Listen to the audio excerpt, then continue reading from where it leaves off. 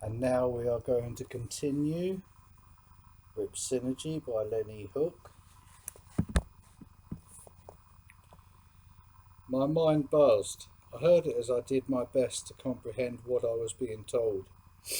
Remember I said that the tableau of life is life lived, my guide continued. Yes, I do. Well, now maybe you can appreciate that life lived is not just lived on the earth plane. The tableau is the cumulative total of all life, on all planes lived now, ever lived, and ever to be lived. If I had a physical body, my legs would have probably buckled beneath me by now. My host continued teaching me the philosophies and realities of life.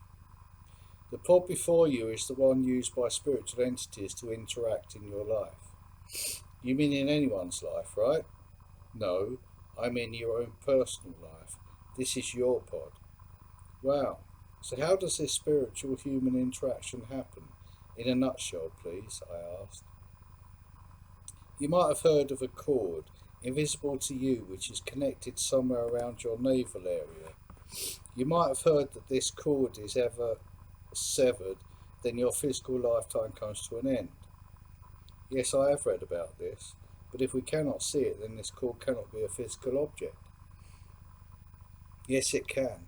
There are many things in your earth plane that you cannot see, but that is only because they are outside of the spectrum you can perceive.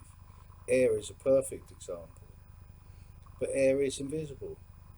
It is invisible only because it exists outside of your spectral field of vision. But air is certainly not invisible. In the same way, this cord is a physical object that exists not only outside of your visible spectrum, but it also carries too little weight for you to perceive, and its molecular structure is such that it cannot scientifically be detected on your earth plane. But that does not mean it is not there. So this cord functions as a harness that links spiritual energies and humans. It is not a harness. It is a living structure that carries information. It carries emotions. It carries data. It carries perceptions of anything and everything between the human and the spiritual energy engaging with that person on earth at any one time. Like an information superhighway, a focused interaction like an internet messenger service. Almost, but not quite. This call can be used by any spiritual energy, not just by the spiritual energy having a majority share in assisting you in each lifetime. You mean our guardian angels. There are actually no such things, but you will have a select number of spiritual energies assigning themselves to assist you during your lifetimes on the earth planes. They are not guardians, they are assistants. There is no one thing protecting you as might a guardian, but your physical existence is assured all the time your intended observations and experiences remain unfulfilled. You said earthy planes with an S at the end. Yes, as I mentioned before, your physical existence on earth, at least the one that you are consciously aware of, is not the only physical existence you're indulged in. There are a number of physical planes existing simultaneously, very similar in all respects but not identical.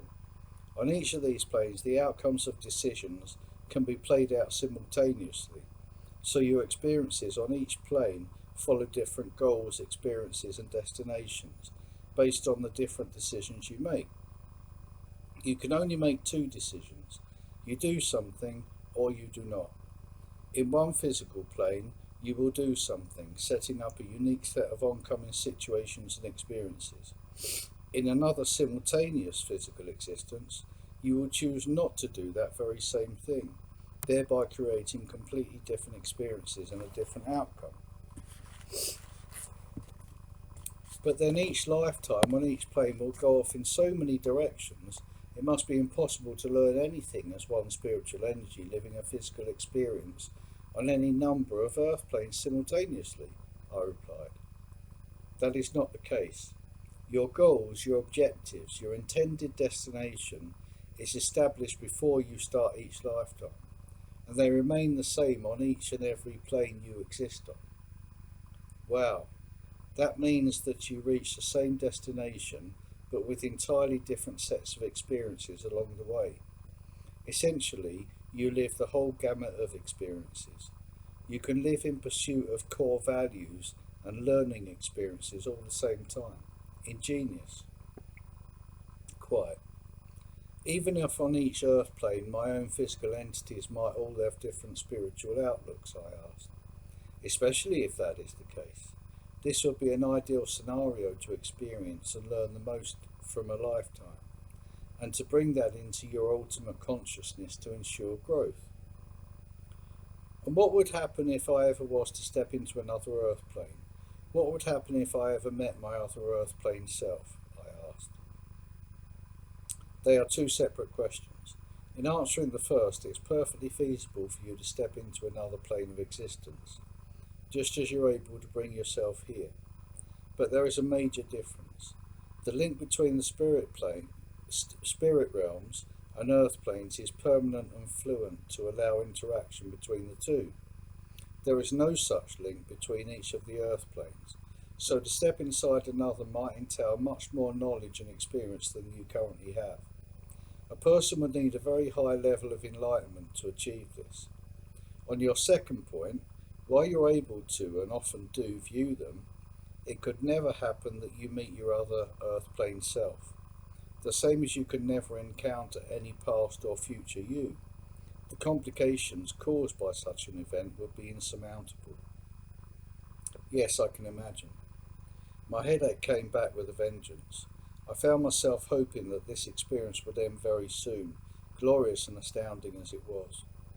I felt I was being made privileged to so much essential knowledge to which most, if not all, of the human population had no access. And this was not just a theoretical chat over a cup of coffee. The information being given to me was fact, and proven by my surroundings. It was real. Okay, I can just about comprehend that the scenario you place before me is feasible, not scientifically, but theoretically. It is all real. It is all existing every moment, although, as I mentioned before, the actual appearance of what you perceive with your vision is a personal one. Each system, each process, each operational circumstance in this realm is common no matter what perception you have of it. Sometimes the appearance and effect of these systems can change, depending on individual expectations, belief systems, and the capacity to open up to them. If a human expects at death that she will be placed in the ground and eaten by worms, and that nothing else exists beyond her last lifetime on Earth, then that is exactly what she will encounter as part of her own individual dying process. But that does not mean that the dying process is any different from one to another. All who take part in the spiritual realm, in the creation of life, will follow the same process of changing from one aspect of themselves into another. The same can be said for those people who strongly believe in heaven and hell. If a person believes that hell exists, and if her disappointment in her life's achievements are so great, then the hell that exists in her mind as a potential destination can be experienced. The truth is that hell is not built into the system. There is no judgment.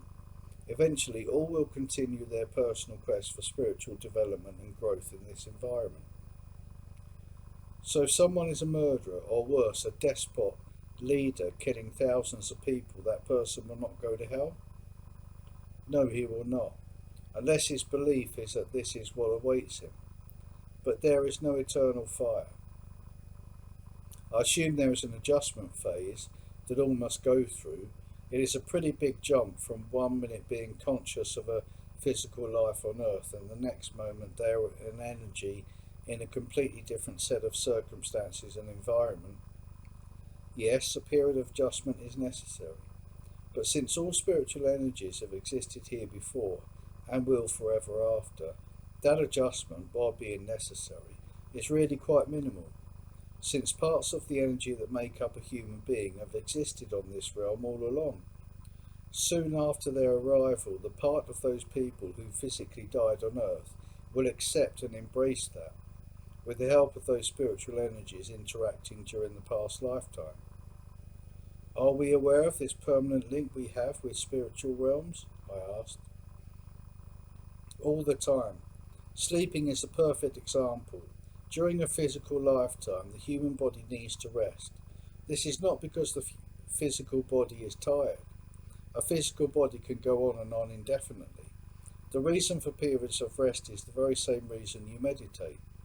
This is when the connection between the physical and spiritual realms is strongest. In periods of rest, the barriers created by life experiences, thoughts, plans, and everyday issues are all dropped. This allows contact and cooperation between life energies and spiritual energies. So you are saying people visit this place in their sleep? Constantly.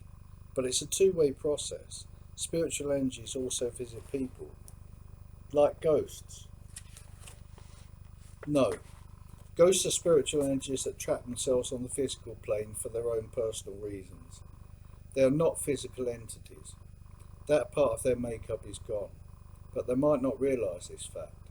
Maybe they cannot accept death, or maybe some unpleasant or emotionally upsetting event occurred in their life that they are seeking to resolve, which they cannot, of course. Ghosts can interact with human beings, but only because they are occupying the same space and time. My headache was growing in strength as my guide continued. And here is something else that you might have considered before. Since a number of different planes exist in the same place at the same time on Earth, what is perceived as ghosts might also be life being lived on that other plane. This means that you, so far as you are aware of a physical being with heartbeat, blood, faculties, doing your everyday tasks, can appear as ghosts to those humans existing in the same time and at the same place in an alternate plane. And our Earth is not just what we physically experience. There are a number of slightly different physical planes with numerous experiences going on at the same time in the same physical space? I asked. Yes, that is correct. But I think it might be time now to move on to the reason you are here. Yes, I think so too. My brain is hurting. I am aware of that. It was still extremely unnerving to realise that my guide could read all my thoughts even before I had an opportunity to express them. My host then explained that the room we were currently occupying was one of millions of identical rooms where pods connected human lives with energy life forces here in the spirit realm. So far as could be determined, one of these pod rooms is where the problems occur. He explained to me that the 3 people in my geographical area that had been removed from their earthly existence much earlier than had been anticipated were not the only ones affected. In every case it had been known that there was the potential for this situation to arise, but at the same time they knew no more.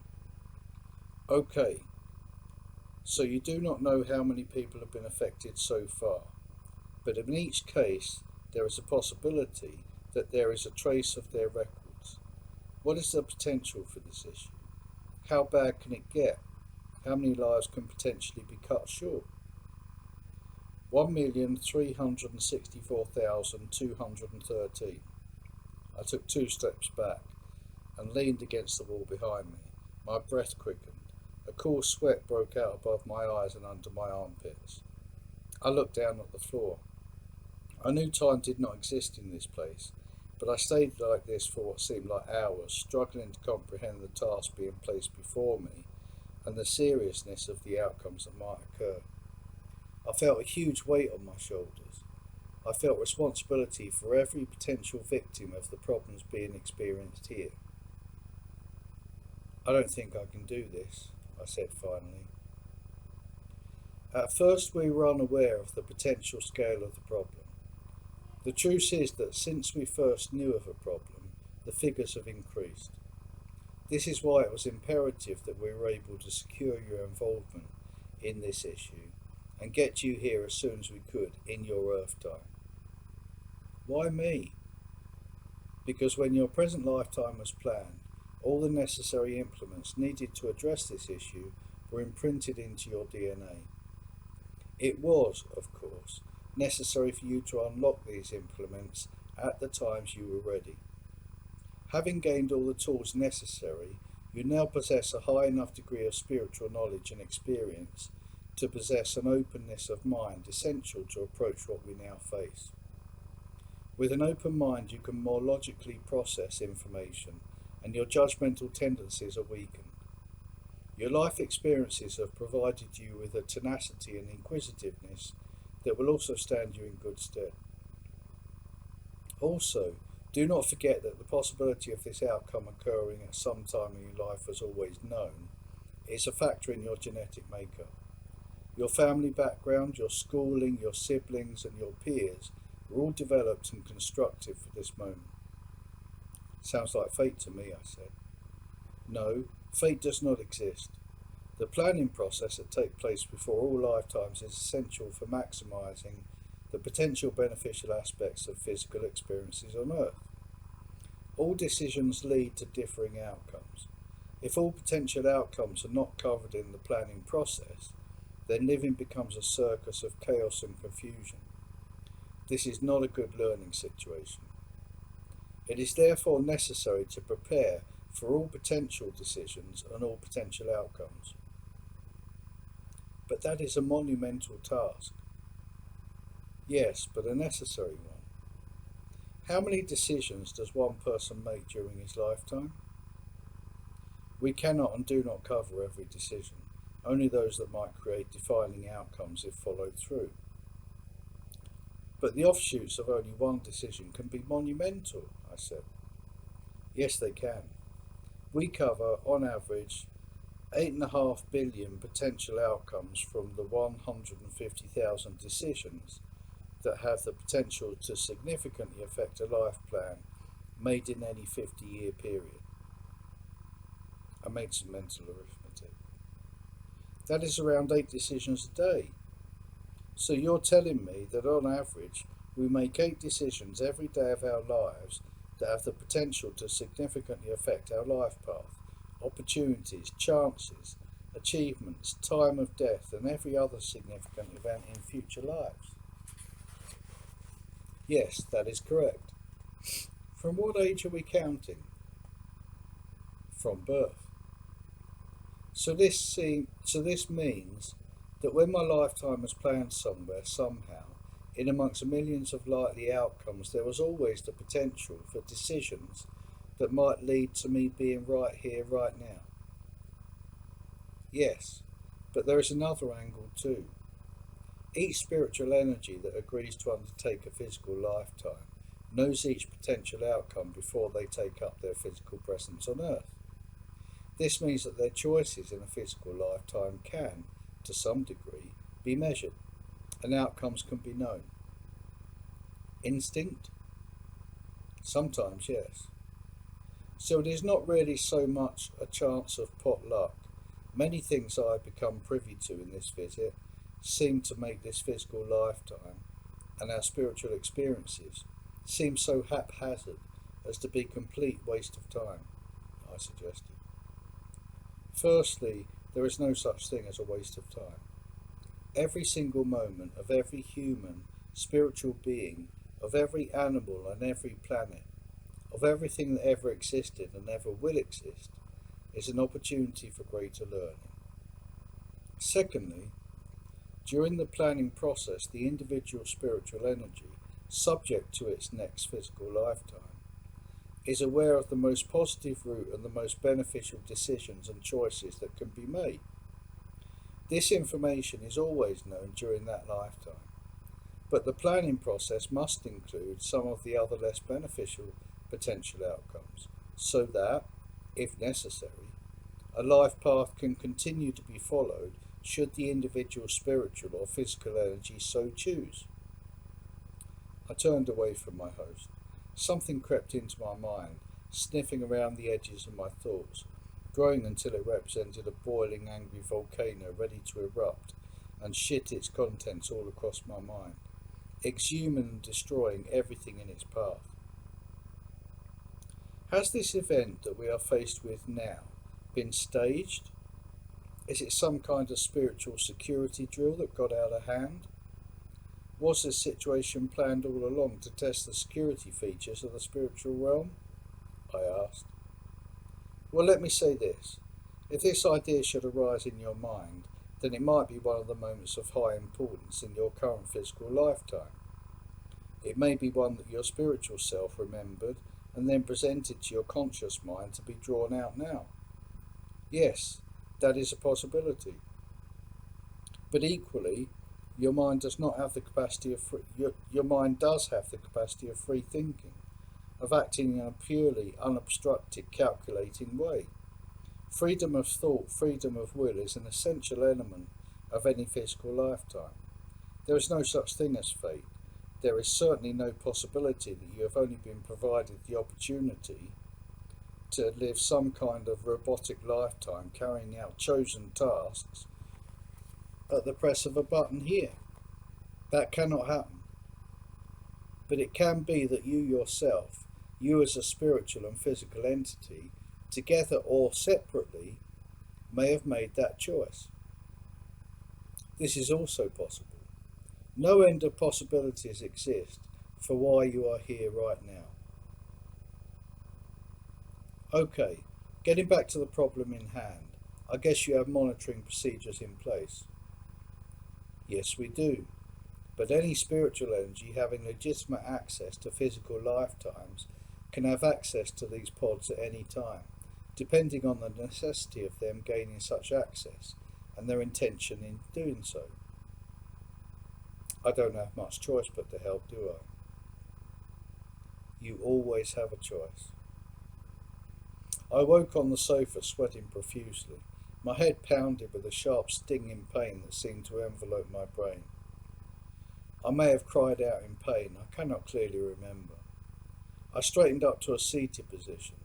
My body had produced an outline of moisture that soaked into the fabric of the sofa. I went to stand up and immediately fell backwards against the rear of the sofa. I held my head in my hands. In my mind I cried out, "Why me? Why me?" with no answer. I gathered myself and drew to the front of the sofa before trying to stand up again. This time I made it. My legs were weak. My knees trembled at the effort of keeping my body upright. All of my muscles felt tightened, ready to rip apart. I had flatulence. I felt heartburn roar at the back of my throat. I walked unsteadily to the kitchen. The distance was not very far, a matter of 3 meters or so, but it felt like miles. I went to a cupboard, pulled out a packet of Nurofen and pumped 3 into my dry mouth. I filled a mug with water and swallowed the pills. Though the water eased some of the pain, I could feel each tablet bounce from side to side as they bumped down my throat. Within a few minutes I started to feel a little better. In 40 minutes I was feeling completely recovered. I sat back down on the sofa, fingers once again curled around the moist hairs that covered my head. Wrists against my ears, I heard the blood as it pumped into and out my fingers and clammy palms. What the fuck?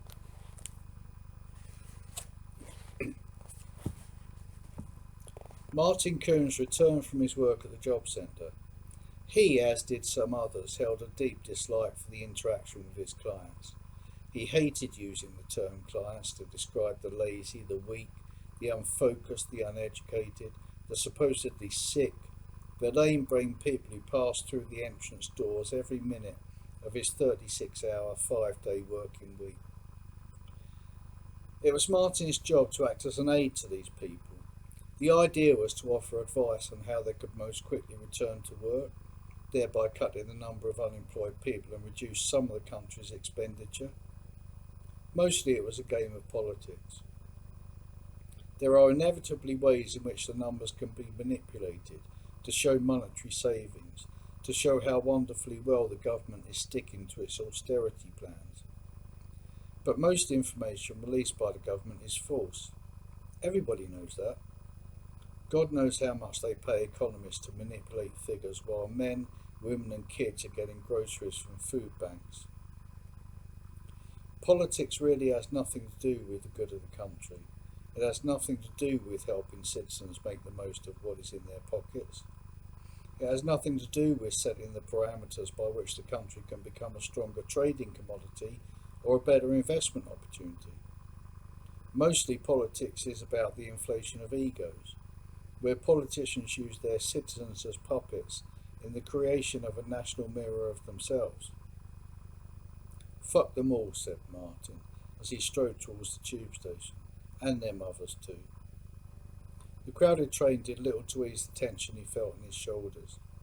Martin, as did everyone else on the travelling sardine can, made as much room as he could for himself, but inevitably elbows butted into his back, heavy breasts pushed against his arms, and the smells of the underground were all too familiar, body odour and cheap perfume.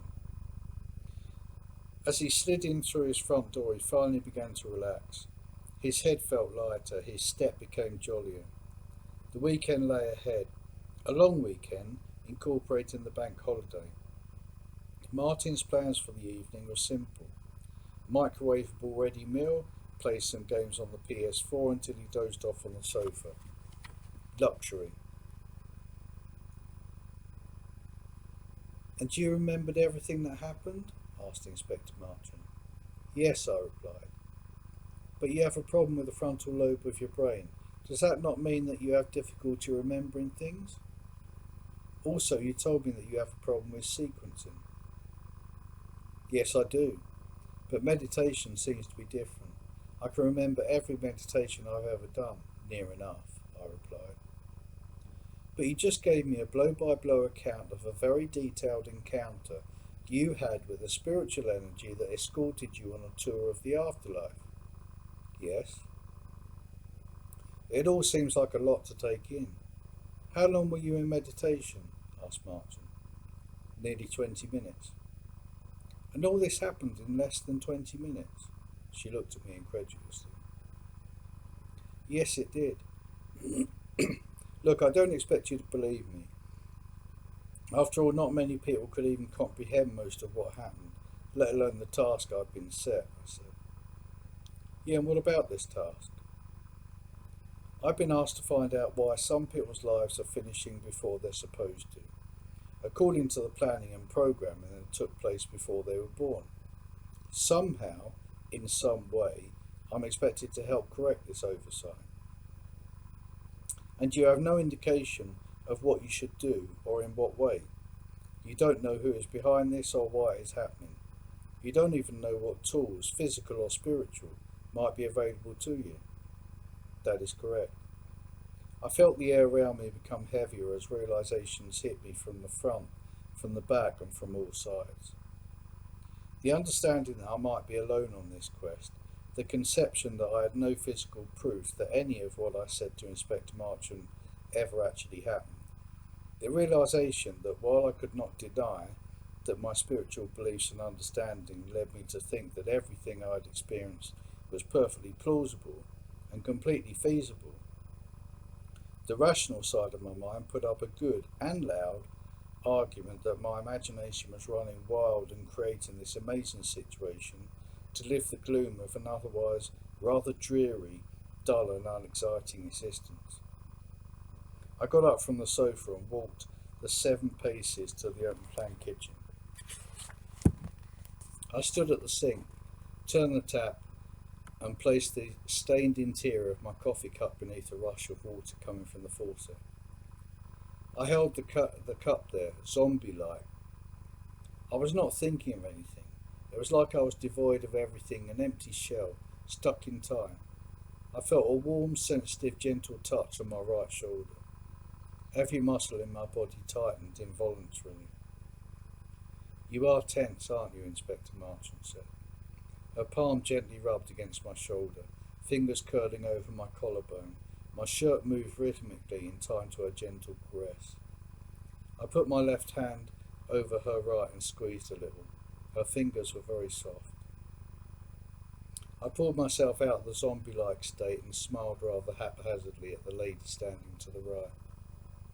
Come and sit on the sofa and tell me the rest of the story. Let's see if we can work something out together. See if we can make up any kind of plan to tackle this situation.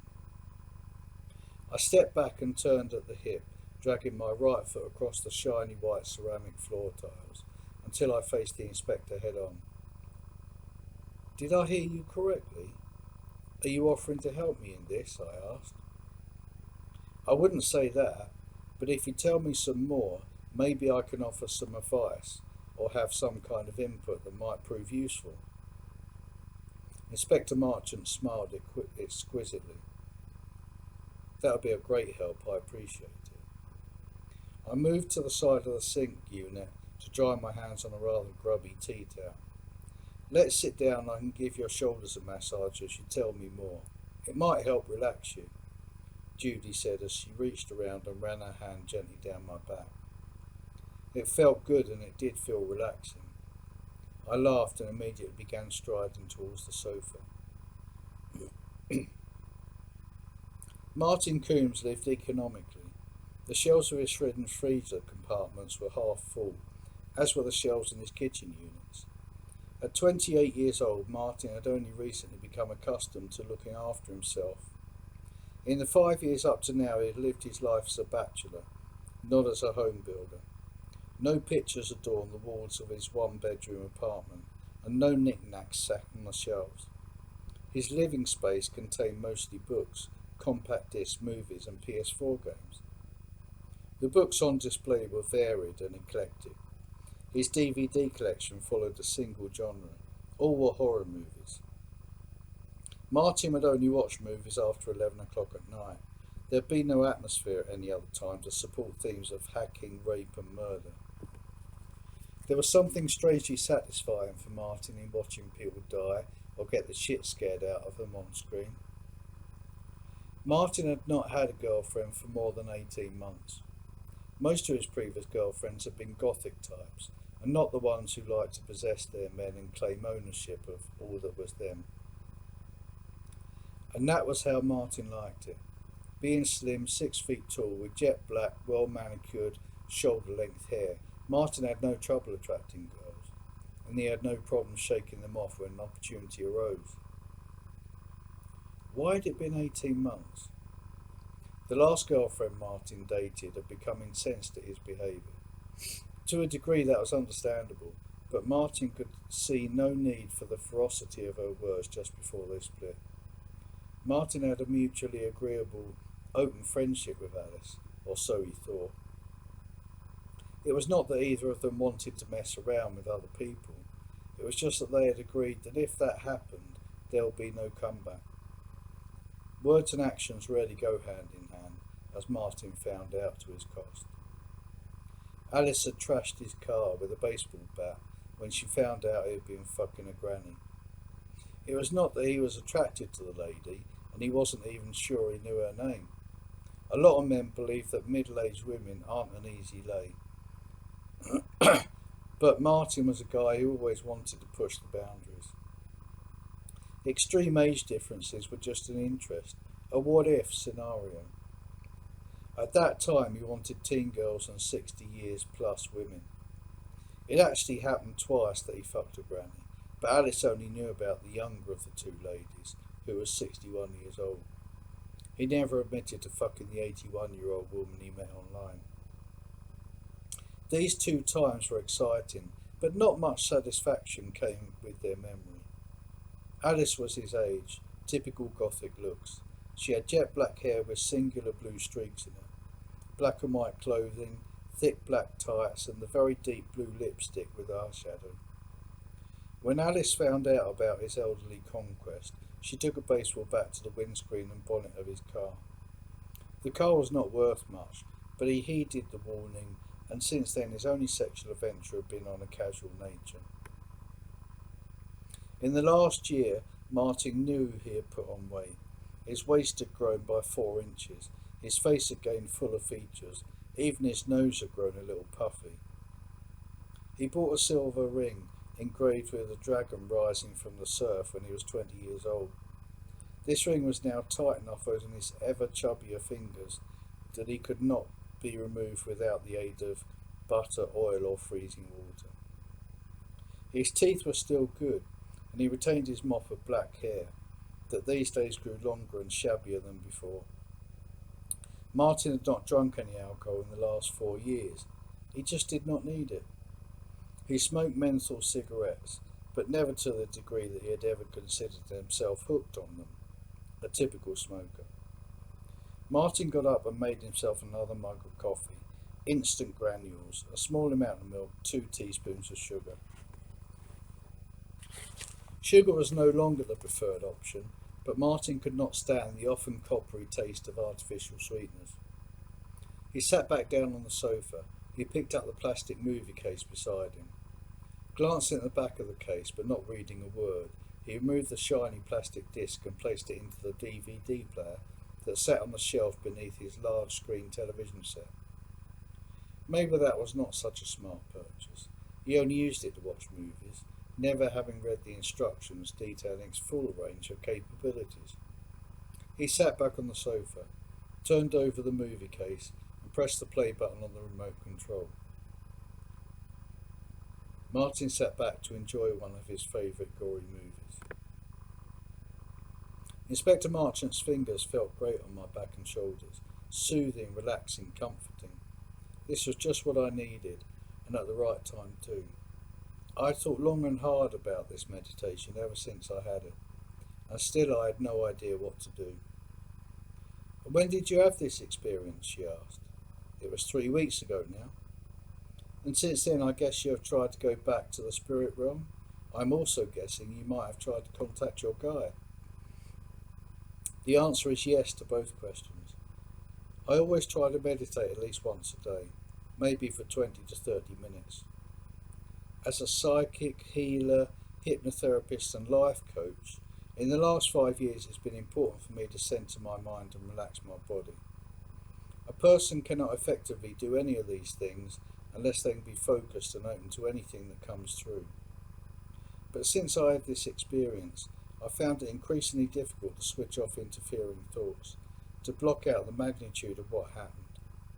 After all I experienced that last time, I thought it would be easier to revisit, to gather more information, to start some detective work. When my meditation initially finished, I was disappointed to return to the sofa, to be back in the physical world. Then again, I also got scared of what I had seen and the implications it had for my life, repeatedly telling myself that I must have imagined it all.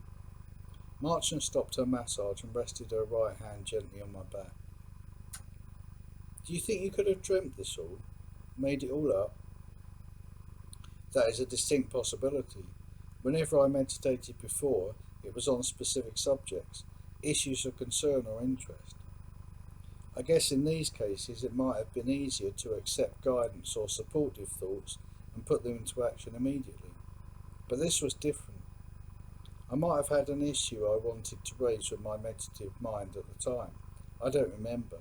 But the striking thing is that this time there was no way I could prepare for such a wide-ranging and unexpected journey. Though it is true that the issue that arose this time centred on the same things I raised with you 6 months ago, and could have severely dented my career," Marchant added. "Yes, and I have already apologised for that profusely, but it just shows that 6 months ago I was on the right lines. I just took the wrong train," I replied. "There was nothing suspicious about those first 2 deaths, and you gave me nothing to go by. Nothing except a finely tuned intuition." "No matter how finely tuned your intuition, I need to deal with facts, not intuitive feelings that bear no relation to a situation." "Yes, I know. But this time I know for sure that the first 2 deaths and this latest death are all tied in, somehow, to the meditation." Marchant put both hands on my shoulders and turned me towards her as she spoke. "Look, I have the greatest respect for your intuitive abilities. Though I might not believe it, sometimes people do, in one way or another, show amazing skills that most of us cannot master, let alone understand. I did not come here tonight because you placed new evidence before me, because there still is no evidence to back up what you believe. What we do have are 3 deaths, as yet perfectly explained as being from natural causes. The only link here is you saying there is a link. People die all the time, and you have no proof that anything other than exactly what happened. What about this? I reached out my right hand and turned it palm up. In the middle was a perfectly formed white circle, 1 centimetre in diameter. Martin Coombs awoke with a jolt. He raised himself with his left arm while he was sitting upright. This is why I had so many goddamn movies. He always dozed off before the end of a film.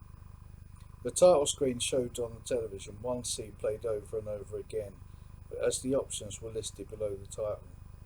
He rose from the seated position and pressed a button on the remote control to remove the picture from the screen. He walked to the DVD player and pressed a button on top of the front of the drawer.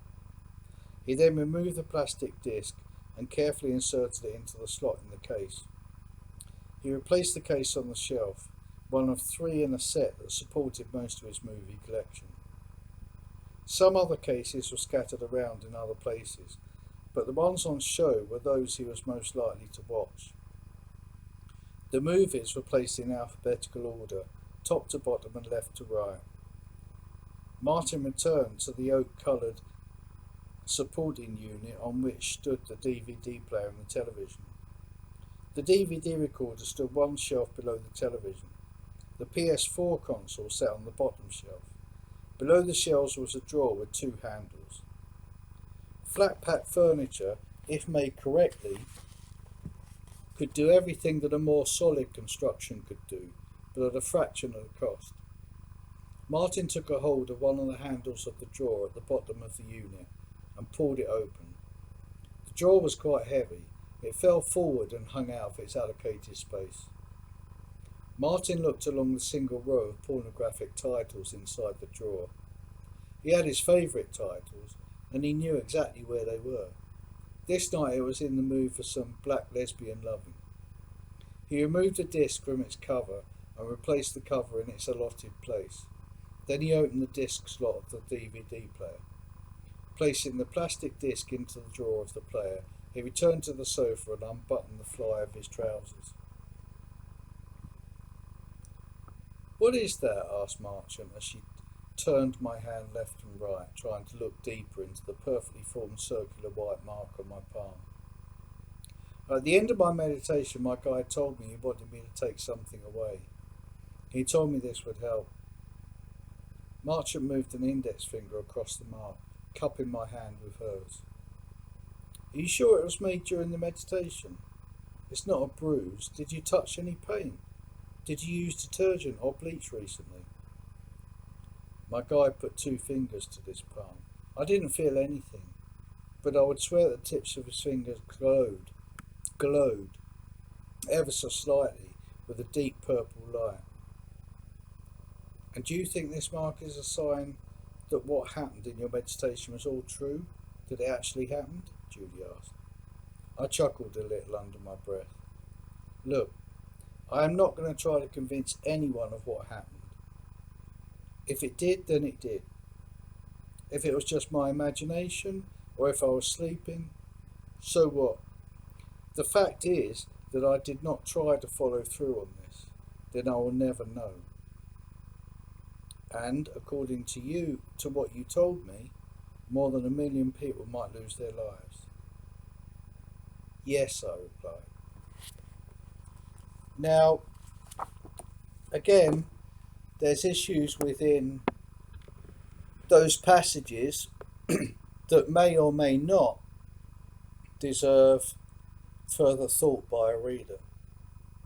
And I'm talking here about planes of existence.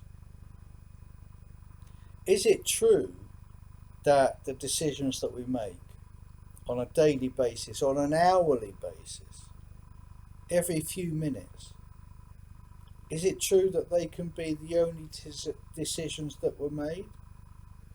Or could it be the case that somewhere else, but parallel to where we are, a very similar person to us has made a different decision and set up a different outcome? It's just something that I wanted people to think about, because I would like, if possible, my readers to have as open a mind as I try to have. Anything is possible. And I'll see you very soon.